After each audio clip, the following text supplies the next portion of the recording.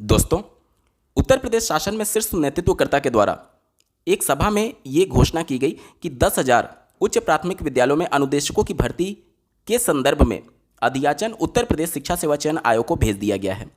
अब ये जो भर्ती होगी उसका तरीका क्या होगा, एलिजिबिलिटी क्या होगी, एज लिमिट क्या होगा, कौन कौन से अभ्यर्थी आवेदन करने के लिए पात्र होंगे, क्या सब्जेक्ट कॉम्बिनेशन बनेगा, कितनी सैलरी मिलेगी और क्या ये परमानेंट टीचर की जॉब है या फिर संविदा के तौर पर होगा, सिलेक्शन प्रोसेस क्या होगा, इन सब के रिगार्डिंग इस वीडियो में डिटेल में बात करेंगे। और इस वीडियो को कंप्लीट देखने के बाद से अनुदेशकों की भर्ती से संबंधित जितने भी आपके मन में डाउट होंगे वो सब कुछ 100% दूर हो जाएंगे। बहुत इंपॉर्टेंट वीडियो होगा, अंत तक जोड़े रहिएगा। नमस्कार दोस्तों, मेरा नाम है नीरज, आप देख रहे हैं कैरियर बिट यूट्यूब चैनल। अगर आप इस चैनल पर पहली बार विजिट कर रहे हैं तो इसको सब्सक्राइब करते हुए बेल आइकन को प्रेस करना ना भूलें। अभी आप अपने स्क्रीन पर आरटी एक्ट 2009 देख पा रहे होंगे। इस शिक्षक भर्ती को समझने से पहले हमें आरटी एक्ट के प्रावधानों को समझना होगा, तभी आप इस शिक्षक भर्ती की मूल अवधारणा को समझ पाएंगे कि कैसे ये भर्ती आगे कंप्लीट होने जा रही है। इस आरटी एक्ट के पेज नंबर 15-16 पर जब आप जाएंगे तो यहाँ पर उच्च प्राथमिक विद्यालयों में किन किन शिक्षकों की भर्ती की जा सकती है उसके बारे में जिक्र किया गया है। और चूंकि ये उच्च प्राथमिक की भर्ती है अनुदेशक वाली, इसलिए कक्षा 1 से 8 तक जो भी भर्तियां होती हैं वह इसी आरटी एक्ट के प्रावधानों के अनुरूप ही होती है। इसके बियॉन्ड जाकर के कोई भी भर्ती नहीं की जा सकती है। ठीक है, तो अगर हम लोग देखिए यहाँ पर हम लोग आ चुके हैं जिसमें प्राइमरी के बारे में जिक्र किया गया है और यहाँ से आप देख सकते हैं 6ठी से 8वीं कक्षा के बारे में जिक्र किया गया है, यानी कि उच्च प्राथमिक। यहाँ पर आप देख सकते हैं 6ठी से 8वीं। इसमें यह कहा गया है कि कम से कम अनिवार्य रूप से 3 विषय के शिक्षक तो होंगे, कम से कम अनिवार्य रूप से 3 विषय के शिक्षक होंगे। अभी वर्तमान में जो ये 3 विषयों के शिक्षकों की भर्ती होती है उसको पूरी तरीके से होल्ड पर रखा गया है, क्योंकि जितने भी पद जनरेट होते हैं चाहे रिटायरमेंट की वजह से या फिर किसी भी वजह से, वो 100% सीटों को भर लिया जाता है प्रमोशन के माध्यम से। ये नियमावली में परिवर्तन कर दिया गया है। तो जो अनुदेशकों की भर्ती होने वाली है ये तो कन्फर्म है कि ये इन पदों पर नहीं होगी। जब इन पदों पर नहीं होगी तो अनुदेशक किस पद पर होंगे? और वैसे भी ये जो पद होते हैं, इस पद पर जो भी भर्तियां होती हैं उनको सहायक अध्यापक बोला जाता है, ना कि अनुदेशक बोला जाता है। क्योंकि उत्तर प्रदेश के मुख्यमंत्री जी के द्वारा अनुदेशकों का जिक्र किया गया है, इसलिए ये कंफर्म है कि ये जो भर्ती आएगी वो इन विषयों के लिए नहीं आने वाली है। यहाँ तक क्लियर हो गया। अब जब इन विषयों के लिए नहीं आएगी तब किसके लिए आएगी? तो यहाँ पर आप समझ लीजिए कि अनुदेशकों की भर्ती केवल और केवल उसी उच्च प्राथमिक विद्यालयों में की जा सकती है जहाँ पर छात्रों की संख्या 100 से अधिक होगी, जिसके बारे में आरटी एक्ट में प्रावधान किया गया। दूसरा नंबर पॉइंट ध्यान से पढ़िए, प्रत्येक 35 बालकों के लिए कम से कम एक शिक्षक, ये तो पीपल टीचर रेशियो हो गया। और तीसरे नंबर पॉइंट को ध्यान से देखिए, जहां 100 से अधिक बालकों को प्रवेश दिया गया है वहां एक पूर्णकालिक अध्यापक होगा, यानी कि परमानेंट एक प्रिंसिपल होगा। और दूसरा पॉइंट ध्यान से पढ़िए, निम्नलिखित के लिए अंशकालिक शिक्षक, अंशकालिक को ही अनुदेशक कहा जाता है, या फिर इसको अंशकालिक का मतलब कि जो कि परमानेंट नहीं है, यानी कि संविदा के आधार पर कॉन्ट्रैक्चुअल बेसिस पर 1 साल के लिए चयन हो सकता है और उनके कॉन्ट्रैक्ट को साल दर साल बढ़ाया जा सकता है। जैसे कि अभी अनुदेशकों की प्रक्रिया चलती है उत्तर प्रदेश में, जिनका कॉन्ट्रैक्ट तो 1 साल का होता है लेकिन उनको साल दर साल बढ़ाया जाता है। ठीक है, तो ये जो भर्ती होगी वो अंशकालिक शिक्षकों की होगी, और अंशकालिक शिक्षक यानी कि संविदा शिक्षक के तौर पर आप जान सकते हैं। और किन विषयों की होगी? तो यहाँ पर केवल और केवल 3 विषयों की होगी। पहला कला शिक्षा, दूसरा स्वास्थ्य एवं शारीरिक शिक्षा और तीसरा कार्य शिक्षा। अब इसके लिए कौन कौन से एलिजिबल होंगे उसके बारे में बात करने से पहले हमें यह समझना होगा कि एज लिमिट क्या होगी। तो एज लिमिट जो होगी वो 21 वर्ष से लेकर के 40 वर्ष के बीच में होगी, यानी कि अनरिजर्व कैटेगरी के लिए न्यूनतम एज 21 वर्ष और मैक्सिमम एज 40 वर्ष होगी। ठीक है, वहीं पर अगर आप कैटेगरी से बिलोंग करते हैं ओबीसी, एससी, एसटी, तो अधिकतम 5 वर्षों का आपको एज में रिलैक्सेशन दिया जाएगा। यहां तक क्लियर हो गया। अब ये एज किस डेट से काउंट किया जाएगा? तो पहले ये जो एज काउंट किया जाता था वो जिस भी फाइनेंशियल ईयर में भर्ती हो रही है उसके 1 जुलाई को, ध्यान से देखिएगा, उसके 1 जुलाई को एज काउंट किया जाता था। लेकिन अभी हाल ही में उत्तर प्रदेश शासन ने इसमें परिवर्तन कर दिया गया है, और जिस भी कैलेंडर ईयर में ये भर्ती होगी, जैसे 2026 में मान लेते हैं ये भर्ती हो रही है, तो 2026 के 1 जनवरी को अब देखा जाएगा एज क्राइटेरिया। मतलब 1 जनवरी 2026 को अगर अधिकतम एज 40 वर्ष से ज़्यादा है तो आप इस भर्ती के लिए एलिजिबल नहीं हैं अगर यूआर कैटेगरी से बिलोंग करते हैं। और अगर आप कैटेगरी से बिलोंग करते हैं ओबीसी, एससी, एसटी, तो फिर आपको एज में रिलैक्सेशन मिल सकता है। अब चलिए बात करते हैं कि इनके लिए शैक्षणिक योग्यता क्या रहने वाली है। चूंकि हमें पहले से पता है कि पदों की संख्या जो है वो 10,000 के आसपास होने वाली है और विषयवार ये भर्ती होगी, क्योंकि अपर प्राइमरी में जो रिक्रूटमेंट होता है वो ऐसे नॉर्मल नहीं होता है जैसे कि प्राइमरी में होता है। प्राइमरी में क्या होता है कि एक शिक्षक सभी विषयों को पढ़ाते हैं, लेकिन अपर प्राइमरी में शिक्षक के तौर पर विषय शिक्षक को हायर किया जाता है। जैसे गणित या विज्ञान का शिक्षक होगा, या फिर सामाजिक विज्ञान का शिक्षक होगा, या फिर भाषा का शिक्षक होगा। और जहां पर 100 से ज़्यादा बच्चे होंगे वहां पर अनुदेशकों की भर्ती की जाएगी अंशकालिक यानी कि संविदा के आधार पर, और वो इन विषयों के अंशकालिक शिक्षक होंगे। पहला कंप्यूटर शिक्षा। देखिए 3 तरीके के शिक्षक होंगे, या तो कार्य शिक्षा हो सकता है, या तो कला शिक्षक, या तो शारीरिक एवं स्वास्थ्य शिक्षा, जहां पर 100 से ज़्यादा बच्चे हैं। अब कार्य शिक्षा जो होगा इसको 4 भागों में बांटा गया है: कंप्यूटर शिक्षा, गृह शिल्प शिक्षा, उद्यान विज्ञान शिक्षा और कृषि विज्ञान शिक्षा। अब इन चारों में जैसे मान लेते हैं कि टोटल अनुदेशकों की भर्ती के लिए मान लेते हैं कि 99 सीटें हैं, तो 99 में तीनों को बराबर बराबर बांट दिया जाएगा, 33, 33 और 33। ठीक है। अब इन 33 को फिर से इन 4 भागों में बांटा जाएगा, और किस भाग में बांटा जाएगा? परसेंटेज वाइज इनका 35% कंप्यूटर शिक्षा के शिक्षक होंगे, 35% गृह शिल्प शिक्षा के होंगे, और 15% आपके होंगे उद्यान विज्ञान के, और 15% होंगे आपके कृषि विज्ञान के। इन सबको जोड़ेंगे तो 35-35 70, और ये दोनों को मिलाकर के 30 100% हो गए। यानी कि जो टोटल सीटों का, ध्यान से देखिएगा, टोटल सीटों का जो 1/3 होगा उसको पुनः इन रेशियो में इन शिक्षकों के तौर पर डिस्ट्रीब्यूट किया जाएगा, और बाकी कला शिक्षा और शारीरिक शिक्षा 1/3 इस तरीके के शिक्षकों की भर्ती की जाएगी, जितने भी टोटल सीट होंगे उसके आधार पर। ठीक है, यहाँ तक क्लियर हो गया, मैं उम्मीद करता हूँ। ठीक है, चलिए अब एक एक करके सभी के शैक्षणिक योग्यता की बात कर लेते हैं। सबसे पहले कार्य शिक्षा में कंप्यूटर शिक्षा की बात करेंगे कि कौन कौन से अभ्यर्थी एलिजिबल होंगे। आगे हम लोग सिलेक्शन प्रोसेस के बारे में बात करेंगे, और सैलरी के बारे में पहले मैं बता देता हूं ताकि थोड़ा सा आपको मोटिवेशन मिले। इनकी जो सैलरी होगी वो पर मंथ 17,000 होती है, पर मंथ 17,000 होती है।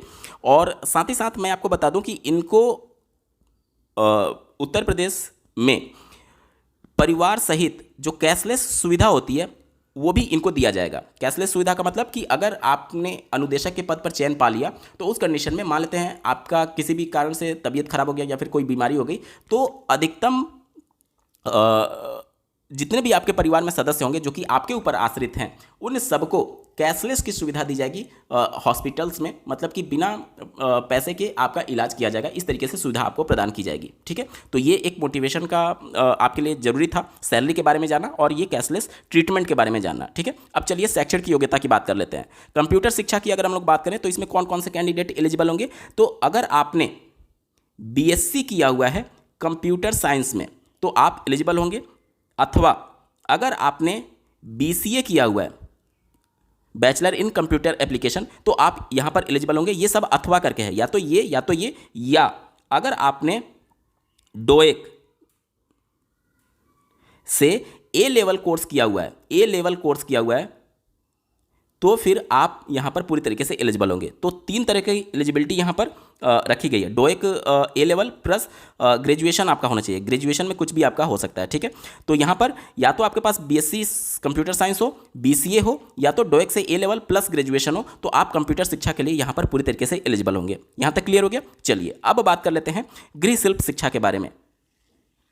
गृह शिल्प शिक्षा में आपका स्नातक मांगा जाएगा यानी कि ग्रेजुएशन, और वो जो ग्रेजुएशन होगा वो किन किन विषयों से होना चाहिए उसके बारे में एक बार बात कर लेते हैं। ठीक है, मैं बात कर रहा हूँ गृह शिल्प शिक्षा के बारे में। ग्रेजुएशन मांगा जाएगा और ये ग्रेजुएशन किन किन विषयों में हो सकता है। पहला, होम साइंस।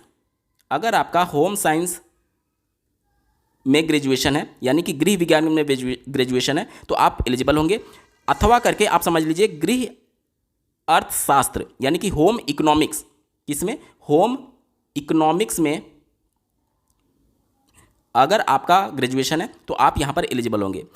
तीसरा समझ लीजिए घरेलू विज्ञान यानी कि डोमेस्टिक साइंस।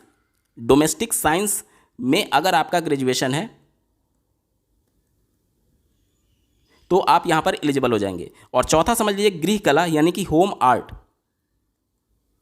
इन चारों में से किसी में भी अगर आपका ग्रेजुएशन है तो गृह शिल्प शिक्षा वाले पद के लिए आप पूरी तरीके से एलिजिबल होंगे। यहां तक क्लियर हो गया। चलिए अब बात करते हैं उद्यान विज्ञान के बारे में। अब उद्यान विज्ञान एवं फल संरक्षण इनका पूरा नाम है। क्या है? फल संरक्षण। तो इसके लिए क्या एलिजिबिलिटी रखी गई है?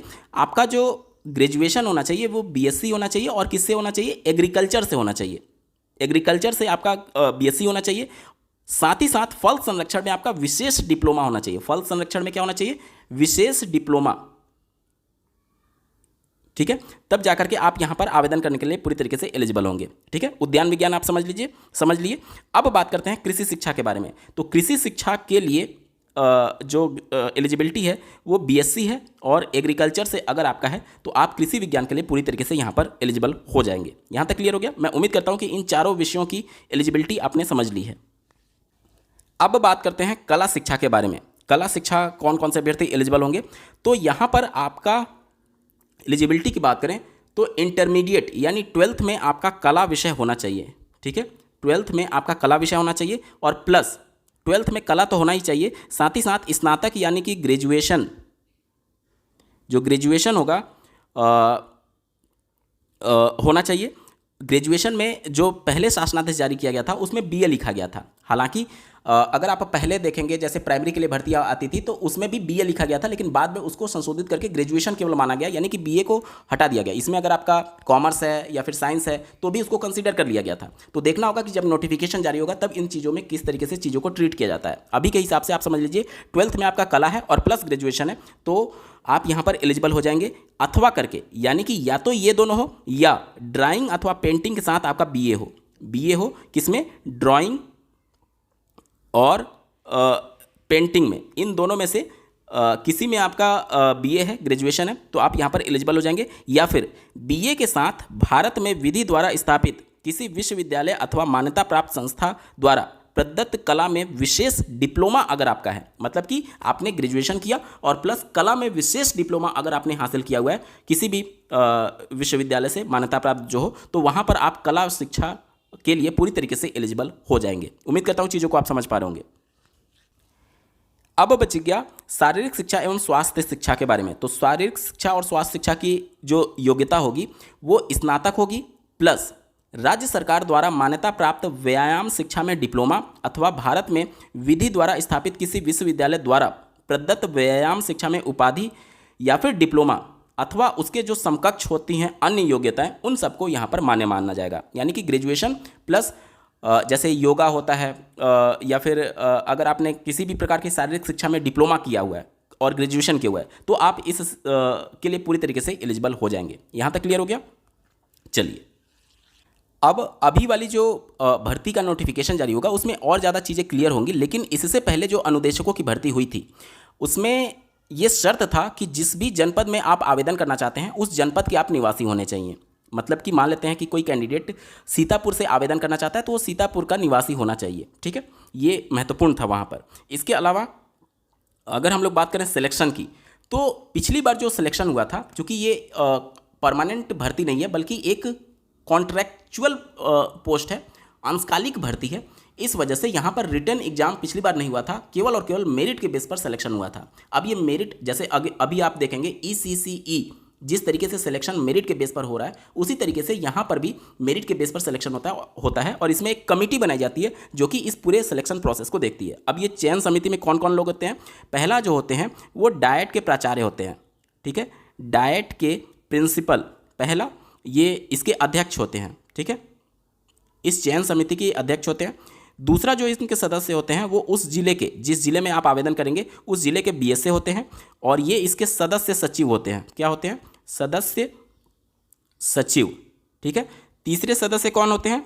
वो GIC यानी कि गवर्नमेंट इंटर कॉलेज के जो प्रिंसिपल होंगे वो इनके सदस्य होते हैं। जिस भी जिले के में आप आवेदन करेंगे वहाँ का जो GIC होगा, गवर्नमेंट इंटर कॉलेज, वहाँ के जो प्रिंसिपल होंगे वो इनके सदस्य बनाए जाते हैं। और चौथा जो होगा वो जिलाधिकारी द्वारा निर्दिष्ट एक अधिकारी, मतलब कि जो DM के द्वारा एक अधिकारी को यहाँ पर इस चयन समिति का हिस्सा बनाया जाएगा, वो इसका एक सदस्य होता है। तो ये 4 लोग टोटल इस चयन समिति के हिस्से होंगे और इनके आधार पर ही, मतलब कि ये जिनको जिस भी नियम के अनुसार या फिर मेरिट की जो भी प्रक्रिया होगी उसके अनुसार सिलेक्शन लिस्ट को फाइनल करेंगे। अब जब लिखित परीक्षा नहीं हुई थी पिछली बार तो किस तरीके से सिलेक्शन हुआ था? तो जो आपका एकेडमिक रिकॉर्ड है, जैसे हाई स्कूल, इंटरमीडिएट, ग्रेजुएशन और विशेष डिप्लोमा जो भी मांगा गया है उसके जितने भी मार्क्स हैं आपके उन सबको जोड़ करके उनका औसत निकाल करके यहाँ पर फाइनल मेरिट बनाई गई थी और इसी तरीके से चयन किया गया था। ECCE में भी अगर आप देखेंगे तो कोई भी लिखित परीक्षा नहीं हो रही है, बल्कि मेरिट के आधार पर वहाँ पर सिलेक्शन हो रहा है। उसी के तर्ज पर यहाँ पर भी मेरिट के आधार पर सिलेक्शन की तैयारी चल रही है। अब बहुत सारे अभ्यर्थियों के मन में ये प्रश्न आ सकता है कि क्या यहाँ पर अपर प्राइमरी का टेट पास होना अनिवार्य है। देखिए, अभी इसके बारे में कुछ भी कह पाना जल्दबाजी होगा, लेकिन जो अपर प्राइमरी में अनिवार्य विषय होते हैं जैसे गणित और विज्ञान हो गया, या फिर भाषा के शिक्षक हो गए, या फिर सामाजिक विज्ञान के शिक्षक हो गए, तो वहाँ पर अनिवार्य तौर पर आपसे अपर प्राइमरी का टेट मांगा जाता है। लेकिन ये अंशकालिक अनुदेशकों की भर्ती है और इसमें विशेष तौर पर ये शिक्षकों की भर्ती की जा रही है। कब? जब उस विद्यालय में 100 से ज़्यादा बच्चे हो जाएंगे तब। तो इस कंडीशन में अपर प्राइमरी का टेट मांगे जाने की संभावना थोड़ी सी कम है, क्योंकि ये जो शिक्षक होते हैं वो विशेष शिक्षक होते हैं, ना कि अनिवार्य शिक्षक होते हैं। तो देखना होगा कि नोटिफिकेशन में इन सभी चीज़ों का जब जिक्र होगा तभी चीज़ें और ज़्यादा क्लेरिफाई हो पाएंगी। लेकिन मोटा मोटी जो चीज़ें हैं उसके बारे में मैंने आपको यहाँ पर बताने की कोशिश की है। उम्मीद करता हूँ अब अनुदेशकों की भर्ती से संबंधित जो भी आपके मन में प्रश्न शंका रही होगी वो पूरी तरीके से दूर हो चुकी होगी। आपको ये वीडियो कैसा लगा, मेरा एफर्ट कैसा लगा, कमेंट के माध्यम से जरूर बताइएगा और ऐसे ही महत्वपूर्ण अपडेट के लिए इस चैनल को सब्सक्राइब करना ना भूलें। इस वीडियो को देखने के लिए आपका बहुत बहुत धन्यवाद। भगवान करे आपका दिन शुभ।